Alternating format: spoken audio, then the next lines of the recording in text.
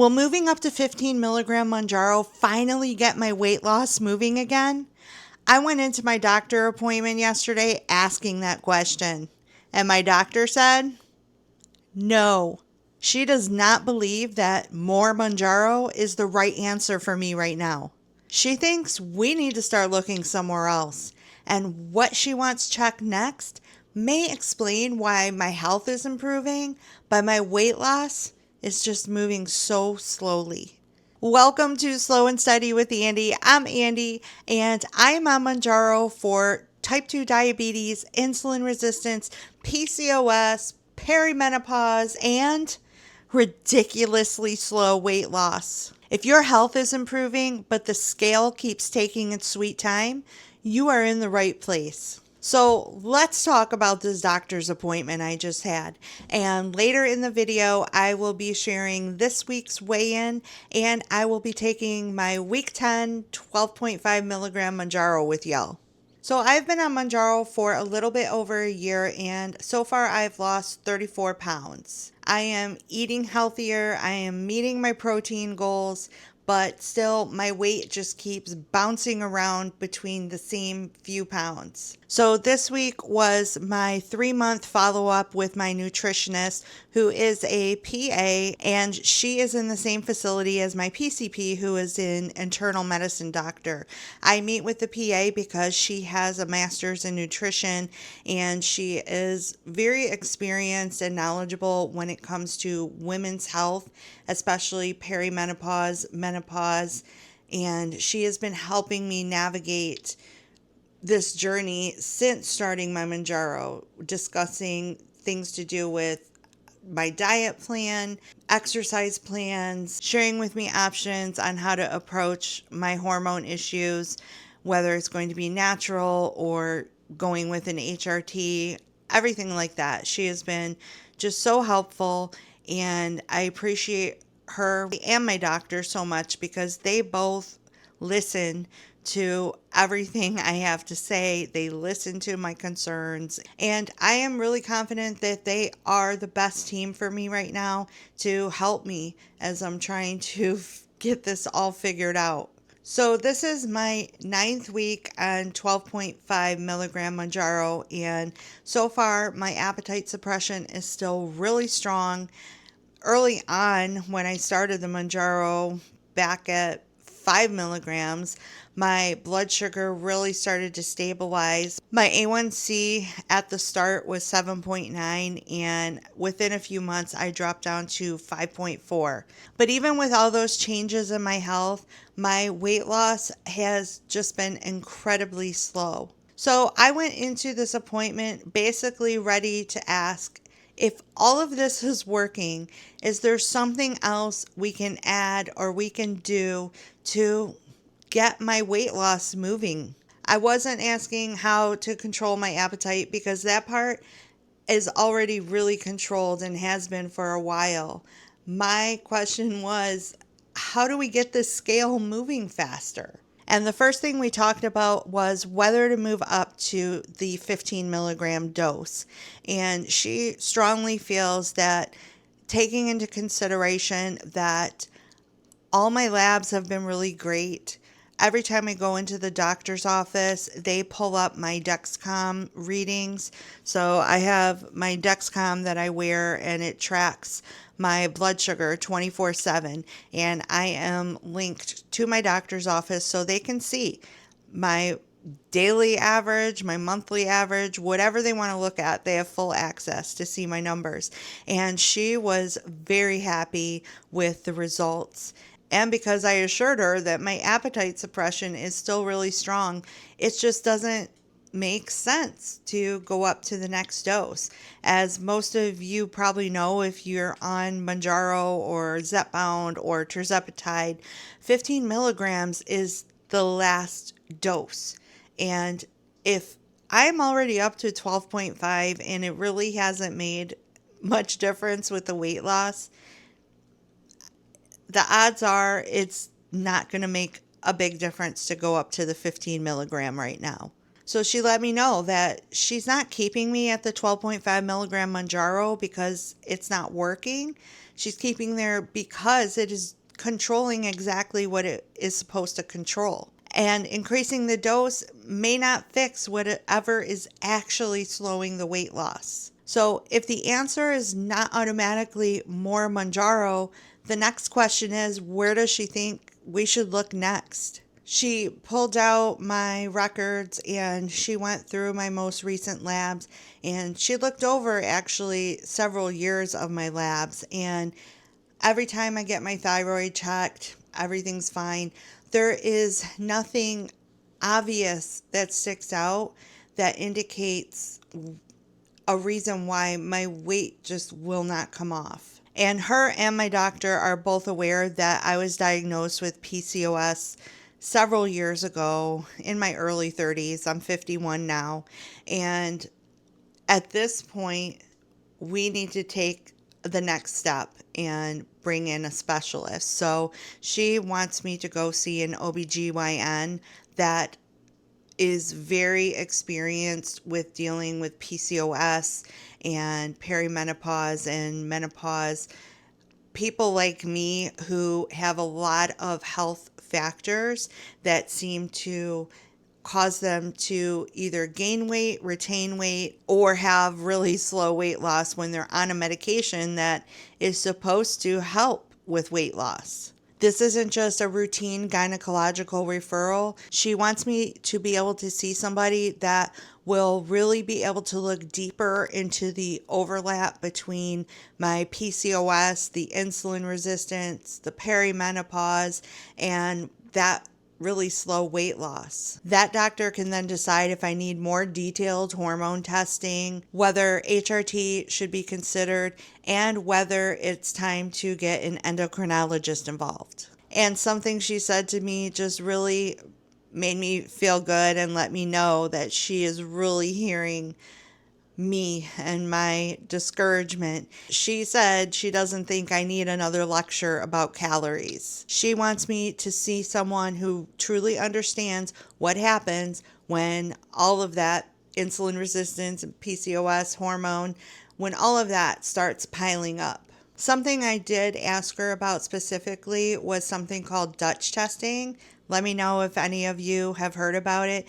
I've been seeing it pop up in my feed on some podcasts, mainly podcasts that deal with perimenopause, menopause, and women who are struggling to lose weight. She explained to me a little bit about it and that it's a urine test, and she doesn't recommend that I get it done because number one, it's not something that's covered by insurance and it's pricey.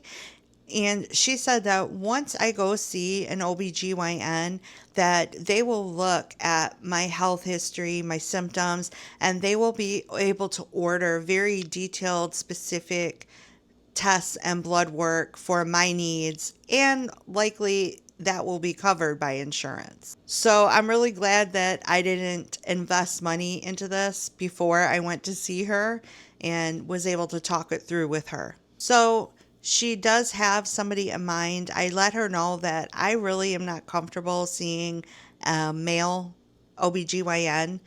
Actually, most of my doctors, I always try to get female doctors. I just feel like female doctors listen more. I don't ever get that impression that they think I'm exaggerating or lying or being paranoid or a hypochondriac or anything. I just really have a much better experience seeing female doctors. And as soon as I said to her that I want to see a female OBGYN, she had somebody instantly pop up. She said she is a great physician. She has a lot of extensive experience dealing with women with PCOS and menopause hormonal issues.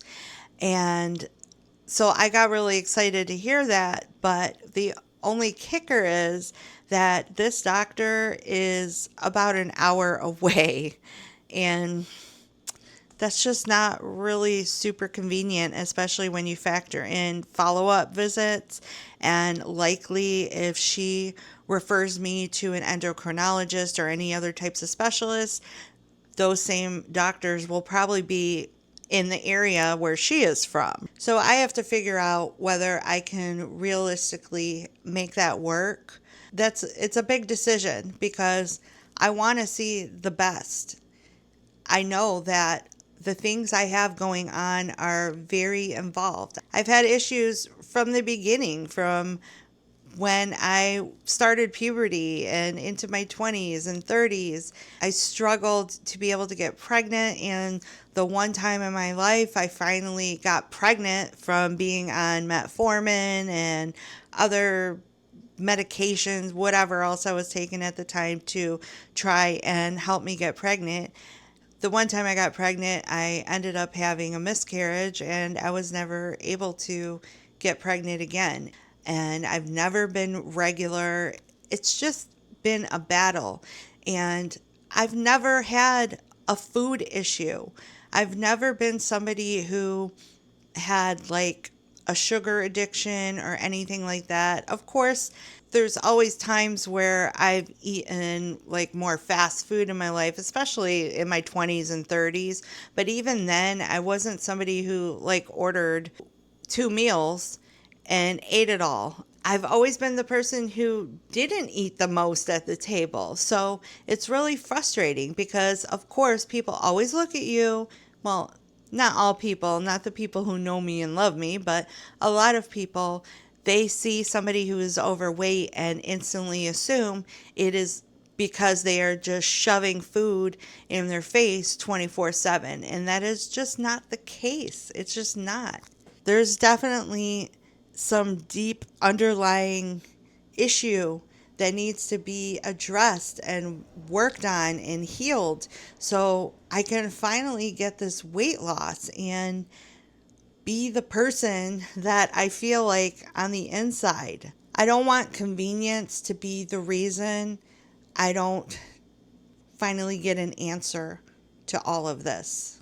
So in the meantime, while I am working on getting an OBGYN, we talked about what to work on over the next 3 months. And like I told you earlier, she's going to keep me on the 12.5 milligram dose. She definitely wants me to continue taking the Mounjaro because it is working to keep my blood sugar really stable. We did talk about exercise and activity, and I was very honest with her and let her know that now that it's been summertime and I am having to take care of a lot outside once I get off work, I'm pretty exhausted from doing all of that, and I haven't had any structured type of workouts going on. I keep various weights around my house in different rooms to try and keep on making sure I'm not losing muscle mass, which I know I'm not.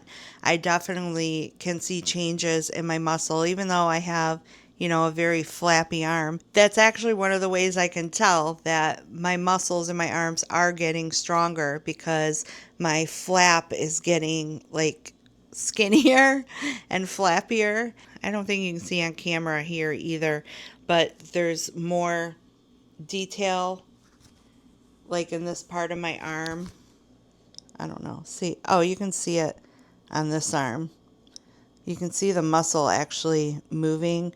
You couldn't see that when I first started.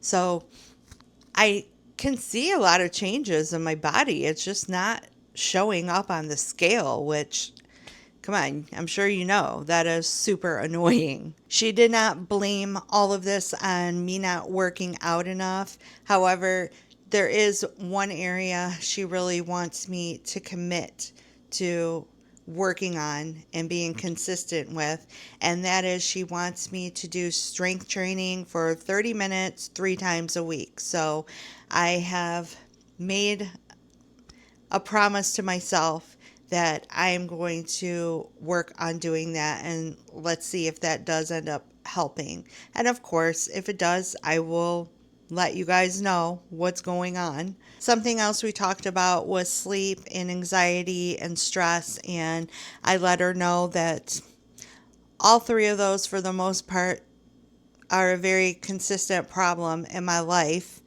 and I can't really go into too much detail about what in my life causes certain elements of the stress and anxiety, but the one thing I can tell you is work is one of them. My job is one of them. And I'm just very unhappy with my job, but I feel very stuck because I've been there for like this year will be 16 years or 17 years. So I have accumulated PTO, vacation time, and if I were to start somewhere else, that goes all the way back to what, maybe after a year you get 1 week. And again, 51 years old, I don't want to start over. Time off is worth more to me than the actual money that I make at this point in my life. But I don't know. I would really love to make face painting my full-time job. I'd love to make face painting and YouTube combined my full-time job. Yeah, we'll see what happens. We'll see. I doubt it, but one can hope, right? And if you don't know that that's what's behind me, this is my face painting kit. I have a little side hustle of doing that. It's something that brings me much happiness. It's just not something I'm able to put too much time into this point in my life, again, because I have so much going on, but hopefully in the future. So going back to why I brought this up in the first place, my PA does think that all of those really probably are also playing a big part in why I'm having such slow response, slow weight loss, because my cortisol levels are probably through the roof. And until I get that under control, the weight it most likely will just stay on. So she really wants me to make relieving some of my stress and anxiety a priority in my life. So the goal over the next 3 months is more strength training, more sleep, not more medication, getting myself scheduled with an OBGYN, and just trying to remain positive. And if this video is helping you look at your own journey a little differently, hit the like button. If YouTube prompts you to, hit that hype button, because that will help get this video out to more people who may need to hear this message. I think there are a lot of us that need to hear that having a slow response is not always about needing more medication or trying harder. Okay, so that is the plan coming out of my appointment. Now let's move into a shortened version of my week 9 update on 12.5 milligram Mounjaro and then take my week 10 injection. There really isn't anything new to report. That's why I'm going to keep this part really short. I'm still burping and farting. That's my main side effect being on Mounjaro, but that's okay. We just deal with it. So let me just pop up what my weight was this morning. I think it is pretty much the same that it was last week. Maybe point something a little bit higher. I think it was 234.2 last week, and it might be 234.5. I don't know. I'm in menopause, perimenopause, whatever, so my memory is like not very good when it comes to that. Anyways, I'm still pretty much at the same weight, which at least I didn't go up a pound or 2 pounds, so we will accept that and hope again that next week I will see some more weight loss. And since nothing has changed and I know that I am now staying on the 12.5 milligram, let me go ahead and get set up to take my 10th injection with you guys.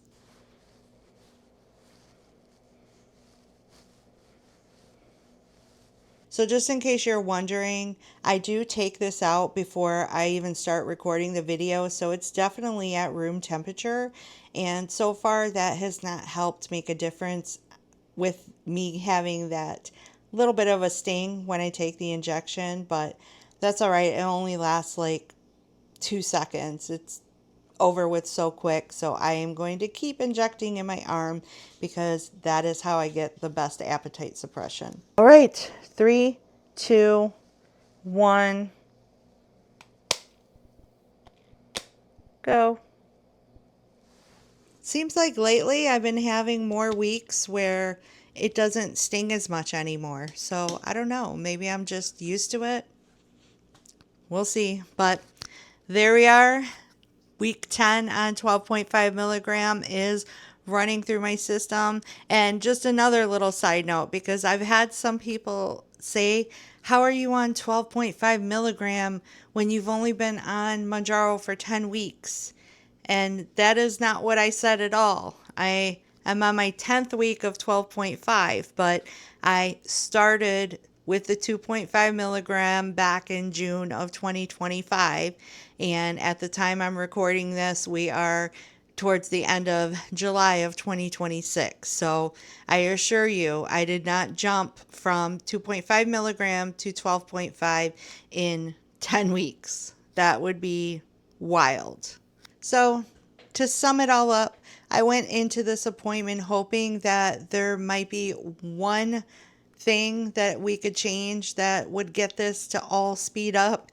And I did not leave with that magic answer. But I also didn't leave being told to eat less, move more, keep increasing my dose until something happens. Mounjaro is working. And now my medical team agrees that it is time to start looking deeper into what is slowing down my weight loss. And because I know that I am not the only person whose health is improving while the scale barely moves, I will keep sharing my journey with you guys. Let me know in the comments if your doctor looks at more than just weight when determining if your GLP-1 is working. And I would love to have you subscribe and come back next week to see how the next week of my journey goes. Slow and steady does not mean standing still. See you next week. Bye. Change, been through a lot of pain. Some things are not the same as they were a year ago, but all will be okay. I move on each and every day. The past is where it stays, way back a year ago. I've changed for the better this time. I thought I would never be fine.